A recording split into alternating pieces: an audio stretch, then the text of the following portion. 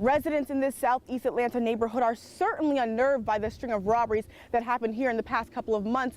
The woman I spoke with says she was heading up her driveway and she actually saw the burglar leaving her front door just moments before she walked in. With temperatures dropping below freezing, the Clayton Water Authority is urging residents to take extra precautions to prevent pipes from freezing. They're asking people to open the cabinets under their sinks, allow their faucets time to drip, and keep your thermostats at a constant temperature for both day and night. It was on this course that just yesterday, Vaughn took home a bronze medal in the women's downhill. The Holt family says their Yorkie routinely played in the backyard. They took their eye off of him for just a second when an owl swooped in from these woods behind me and attacked their pup. Oh yes, Dave's got plenty of work to do. This right here is only a fraction of the work he's been doing. GVI reports 10 car crashes here in the past year alone. They're saying it's because cars come entirely too fast down this parkway, preventing cars like these from making a safe left-hand turn. Mercedes Williams says deputies forced her out of her home and into her yard onto her knees at gunpoint. She says they asked her about where she was hiding her dead husband, a husband she doesn't even have. It could have been me. Mercedes broke down in tears as she relived the moment she feared she'd lose her life. I grabbed my blanket and just ran downstairs, you know, opened my door, and before you know it, it was all guns on my head. Drop to your knees. It was December of 2012 around 2 a.m. when deputies responded to a 911 call about a domestic fight turned deadly. Police officers had me, where did you put the body? And I'm like, what body? What body are you talking about? Where did you put your husband?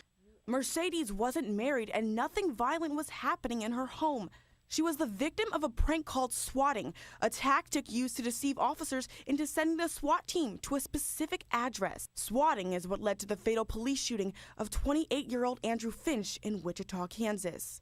Old wounds became all too fresh when Mercedes heard the 911 call from the suspect of the Kansas swatting case. I shot him in the head and he's not breathing anymore. My nightmare is back again. That was me. That's the same guy. She's adamant that the voice heard in that case is the same one heard in the 911 audio from her incident. Now police are reinvestigating. It could have been me. I could have been dead. Authorities say the suspect in the Kansas case targeted online gamers. Miss Williams tells us her son is also an avid gamer. But for now, she's just relieved that her case is getting a second look. In Douglas County, Taylor Stewart, Channel 2 Action News. We spoke with the brother of the murder victim who says the pair recently moved to Atlanta to pursue a career in music. He says that while their deaths are heartbreaking, it's comforting to know they died doing something they loved.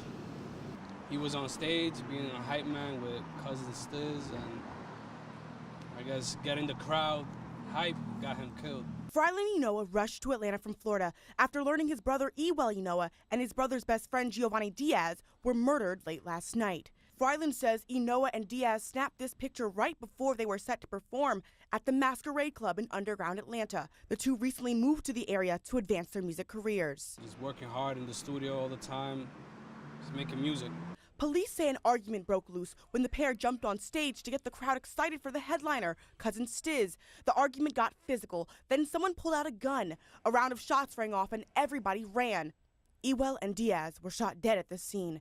2 bystanders were injured. Concert goer Carlos Sandola said it happened all so fast. I've never been in anything like that, but my heart was racing though. It was bad. Police are still searching for tips and trying to understand just how a gun made it into this concert venue. For now, with heavy hearts and a loss of words, Ewell's family just wants justice for their son. In downtown Atlanta, Taylor Stewart, Channel 2 Action News. Residents in this southeast Atlanta neighborhood are certainly unnerved by the string of robberies that happened here in the past couple of months. The woman I spoke with says she was heading up her driveway and she actually saw the burglar leaving her front door just moments before she walked in.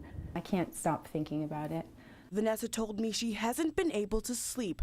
A few days ago, she was running errands when her husband got an alert that someone was tampering with their home security camera.